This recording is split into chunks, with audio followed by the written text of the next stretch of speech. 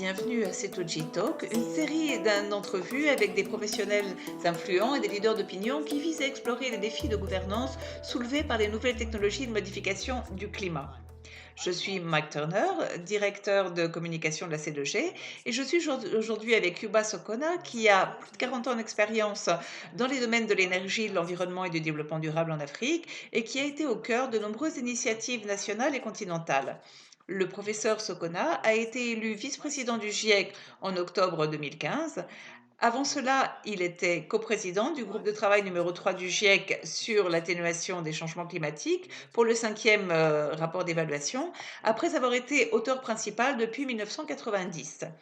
Outre ses réalisations, le professeur Sokona a une vaste expérience du leadership organisationnel et de la gestion, par exemple en tant que coordinateur inaugural du Centre africain pour la politique en matière de climat et en tant que secrétaire exécutif de l'Observatoire du Sahara et du Sahel. Bienvenue, professeur Sokona. Merci. Comment pourriez-vous caractériser l'état actuel du débat et des actions qui visent à faire face au changement climatique au sein des efforts plus larges qui visent à atteindre les objectifs de développement durable, les ODD? Eh bien, tout dépend du niveau auquel ce débat est mené. Est-ce qu'il s'agit du niveau planétaire, avec des grandes organisations, comme les différents organes et organismes des Nations Unies? Est-ce que c'est au niveau des pays industrialisés ou au niveau des pays en développement, en particulier en Afrique? Et donc, en fonction de ceci, ça ne va pas être le même débat. Et également, dans le cadre des discussions sur le climat, il y a un lien avec le développement durable. Et c'est ce que l'on voit avec les objectifs de développement durable, c'est que les débats et les questions ne sont pas débattus au sein des discussions sur le climat pendant les négociations dans d'autres endroits. Pardon. Et on dirait que on fait face à deux questions complètement séparées alors qu'elles sont interconnectées. Et ça a été clairement indiqué dans de nombreux rapports d'évaluation du GIEC depuis le quatrième rapport d'évaluation. Euh, Pourquoi pensez-vous qu'il est si difficile d'établir ces liens dans les conversations qui sont menées au niveau international et quels sont les défis à relever et comment les surmonter? Eh bien, regardez, le défi, c'est que si nous remontons au sommet de Rio en 1992, nous pensions tous à l'époque que nous allions approcher les questions de développement d'une façon complète, d'une façon holistique. Et c'est ainsi qu'a été conçu l'agenda 21. Mais petit à petit et lentement, nous sommes écartés de ceci et dans les approches civiles par secteur, telles que la Convention sur le climat, la Convention sur la diversité biologique ou celle sur la désertification, etc. Et donc, les discussions sur les objectifs de développement durable a été menée en dehors du contexte des questions de développement. Et donc, tout cela commençant avec les objectifs de développement du millénaire pour les pays en développement. Et tout ceci a été fait l'objet d'interventions fragmentaires, compartimentées et ponctuelles, plutôt que de prendre le problème d'une façon complète et holistique, tel qu'il avait été défini dans l'agenda 21.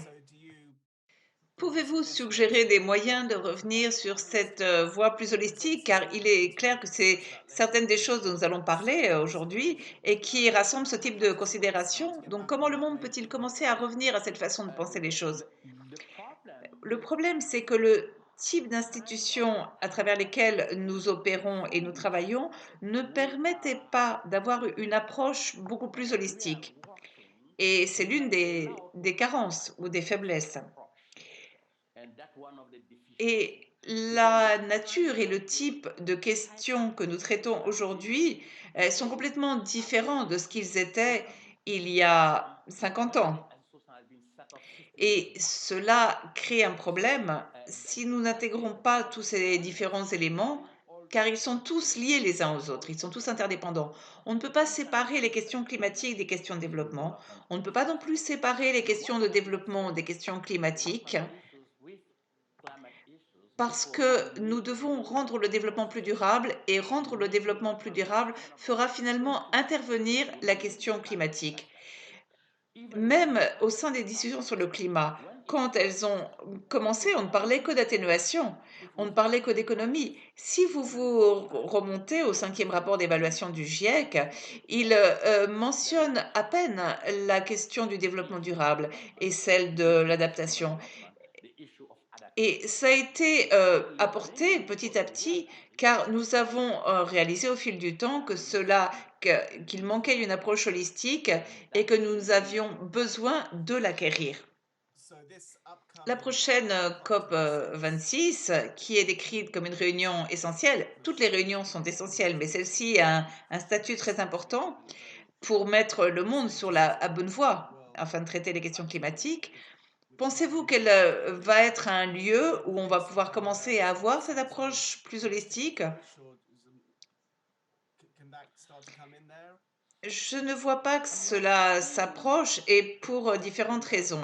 Je vois, euh, je vois certaines discussions, certains signes qui vont dans le sens de la promotion de certaines des approches, telles que l'approche des solutions fondées sur la nature. Ceci donc commence à être intégré dans les discussions. J'ai également assisté à des discussions sur la transition énergétique. Et toutes ces discussions sont liées à un certain type d'attitude qui consiste à ne pas observer, à examiner les grands problèmes, les grandes questions, afin d'essayer de trouver une solution.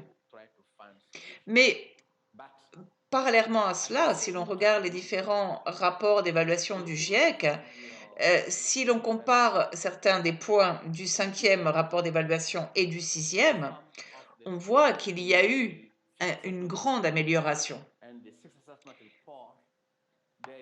Donc de grandes améliorations ont été apportées. Dans les rapports d'évaluation précédents, les aspects de l'atténuation au court terme et à moyen terme n'étaient pas explicitement traités, alors que dans le 6e rapport d'évaluation, elle est explicitement traitée. Ça veut dire que les questions de développement, de la façon de faire, de rendre le développement plus durable, en prenant une perspective à long terme, est donc intégrée maintenant. Donc, ce sont certaines choses qui peuvent éclairer les décisions politiques à différents niveaux. Outre le travail essentiel de réduction des émissions, le GIEC a déclaré qu'une élimination à grande échelle du dioxyde de carbone était nécessaire pour limiter le réchauffement planétaire à 1,5 degré. Comment le monde pourrait-il gouverner les différentes approches de l'élimination du CO2, soit-elle fondée sur la nature ou technologique, et notamment à la lumière de leurs compromis et synergies potentielles avec les objectifs de développement durable? Comment commencer à prendre des décisions sur l'élimination du CO2 à la lumière de cette approche plus holistique? Là encore, si je puis, j'aimerais donner mon point de vue personnel et mon approche d'une question différente. Euh, il s'agit là aussi d'une approche cloisonnée et sectorielle.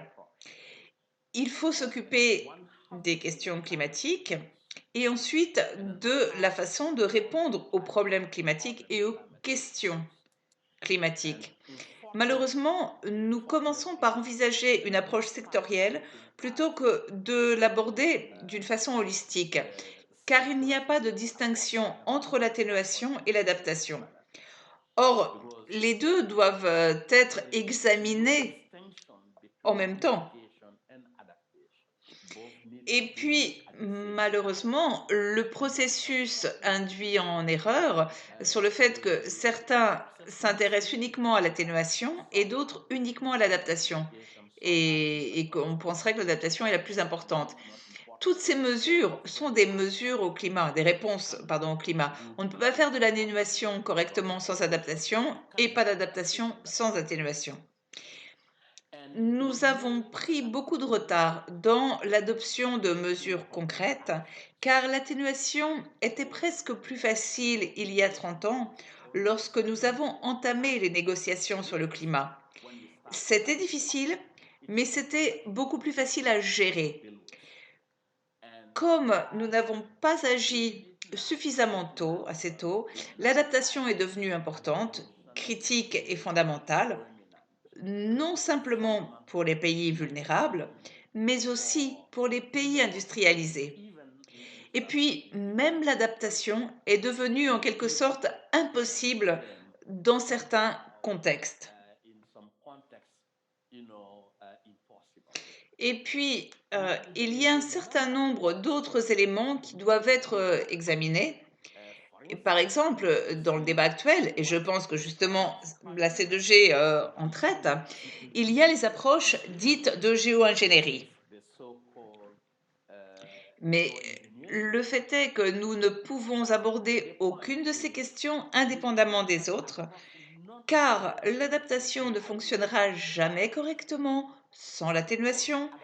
L'adaptation ne fonctionnera jamais correctement sans l'adaptation. Et la géo-ingénierie ne fonctionnera jamais sans les deux autres. Donc, c'est dans le contexte de la gouvernance générale des questions climatiques qu'il faut discuter de l'élément spécifique de chacune de ces trois composantes, non pas d'une manière isolée, et ça c'est mon point de vue personnel sur la question de la gouvernance, et chacun de ces éléments s'accompagne de contraintes, des contreparties, des limites, et nous devons mieux les comprendre.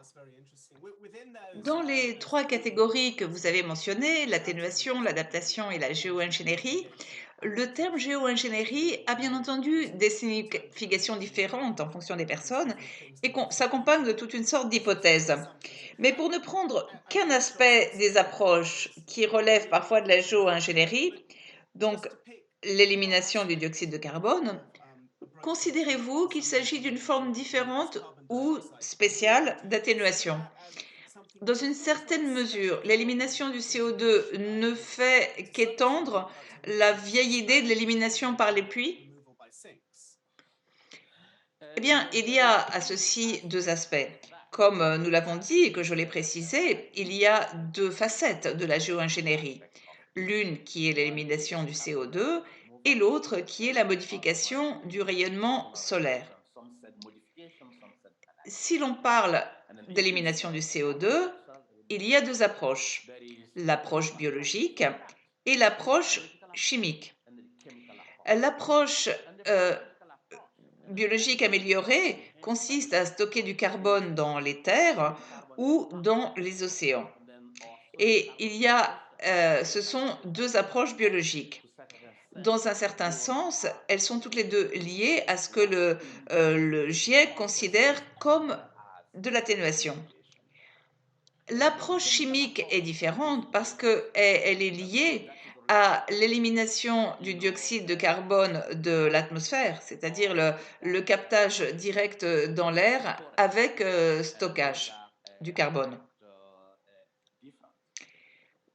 Donc elles sont très différentes et l'une doit faire une distinction très claire entre celles-ci, car il y a un écart dans les connaissances et la compréhension et les perspectives sont complètement différentes lorsque l'on prend en compte ces différentes approches. Même si vous prenez les approches biologiques basées sur la Terre et les océans. Donc il faut avoir une véritable connaissance de tous ces aspects qui sont liés à toutes ces composantes des approches et à la façon de faire face à la gouvernance dans le contexte de la gouvernance de ces réponses au climat. Si l'on prend les deux approches que vous avez identifiées, la biologique et la technologique, quel niveau de débat voyez-vous dans les pays du Sud en général et dans les forums africains à propos de ces approches? Comment certains de ces débats potentiels pourraient-ils être renforcés et améliorés? Le problème, c'est que malheureusement, au niveau mondial, bien que les résultats scientifiques apportent des informations pour l'élaboration et la mise en œuvre des politiques, bien qu'il y ait beaucoup de preuves, les discussions ont principalement lieu à l'échelle mondiale et ne tiennent pas compte des répercussions régionales. Les, les actions et les décisions ne sont pas prises à l'échelle mondiale. Elles sont prises au niveau local et national. Donc, mais ces conversations, ces débats n'ont pas lieu. Donc, nous n'avons aucune idée des différents points de vue à l'échelle régionale. Ça, c'est un élément.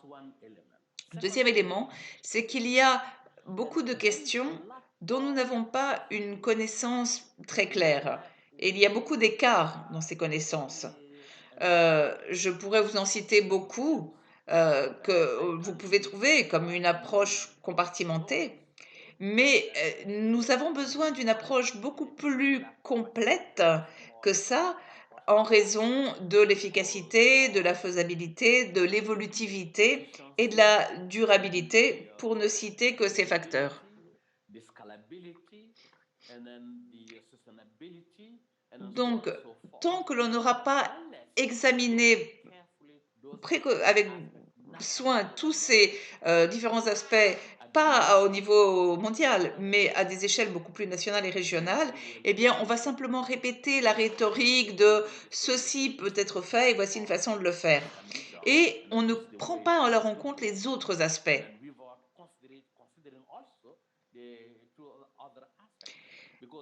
Si vous êtes dans le contexte d'une économie industrielle et de le contexte des pays en développement, parce qu'il y a un large éventail de pays en développement, ce qu'on appelle les PMA, les pays les moins avancés, et donc et les autres. Et la manière dont vous abordez ces différentes questions est complètement différente. La façon d'aborder le développement durable dans le contexte de ces trois catégories de pays est complètement différente. La façon d'aborder les questions climatiques est complètement différente, même si l'objectif ultime est qu'au bout du compte, ils doivent tous converger vers une réponse climatique d'une façon beaucoup plus durable. Voyez-vous des choses qui pourraient être faites à court terme pour améliorer cette conversation, par exemple dans la région africaine et au sein des différents types de pays que vous avez identifiés? Y a-t-il des mesures spécifiques qui devraient être prises maintenant pour améliorer l'apprentissage et la discussion? Je pense qu'il y a deux différents aspects qui sont liés aux différents groupes, aux communautés, qu'il faut impliquer dans la conversation. Donc, dans l'ensemble, nous avons le groupe politique, des acteurs politiques, ceux qui dressent les politiques à différents niveaux, depuis le niveau national, régional, local, et puis nous avons le groupe de la connaissance, c'est-à-dire ceux qui produisent des connaissances, qui conseillent en la matière et qui sont bien enracinés dans les contextes régionaux et nationaux. Et puis nous avons les professionnels. Et il faut avoir une conversation avec ces trois différents groupes. Si vous regardez les questions qui sont liées à l'élimination du CO2, eh, je ne vois pas que le groupe de la connaissance ait effectué un véritable travail et ceci pour différentes raisons. Il ne l'a pas entrepris pour différentes raisons, qui sont peut-être liées au financement, peut-être aux habitudes, aux institutions, mais ceci doit être fait afin de les impliquer avec les deux autres groupes, communautés, c'est-à-dire la politique et celle des professionnels. Donc si maintenant on regarde le groupe des politiques, la conversation qui a lieu essentiellement est, dans le meilleur des cas, quand ils ont l'occasion d'aller à une COP ou quand ils ont l'opportunité d'aller à une grande réunion. Mais ce ne fait pas partie de leur agenda de politique. Et ça va prendre du temps et il faut investir là-dedans. Et cela s'applique également à la pratique, car l'élimination du CO2 est en quelque sorte nouvelle. Nous le savons et il y a un certain nombre d'expériences qui ont été faites, mais à des niveaux très petits. Et la question ici, c'est de savoir comment passer de cette petite échelle à une échelle beaucoup plus grande. Et ceci peut avoir des conséquences énormes et il faut également euh, les apporter avec les choses que nous faisons, certaines des expériences qu'ils ont, de façon à ce que ce soit, fasse partie des réponses climatiques. Et ceci n'a pas lieu au niveau national ni au niveau régional. Et ça simplement place à un niveau planétaire et il faut donc apporter ces différents éléments. Et comme quelqu'un l'a dit, il faut être terre à terre, il faut être près de la réalité du contexte, car le contexte est très important. Qui concerne l'approche proposée pour la modification du rayonnement solaire, à savoir l'injection d'aérosols dans la stratosphère, l'un des aspects de cette approche est que, contrairement à de nombreuses autres interventions climatiques, elle pourrait théoriquement être déployée relativement vite et à un prix relativement bas par un certain groupe de pays et avoir des conséquences qui affectent le monde entier. Au fur et à mesure que ces diverses considérations avancent, voyez-vous déjà des cas où de puissantes organisations de la société civile du Nord, en particulier des gouvernements, encadrent déjà le débat sur cette approche et cette technologie potentielle? Et comment l'accès dans le Sud commence-t-il à influencer ce débat? Je n'ai peut-être pas été assez claire, car donc on ne peut pas prendre cela séparément des deux autres réponses au niveau actuel.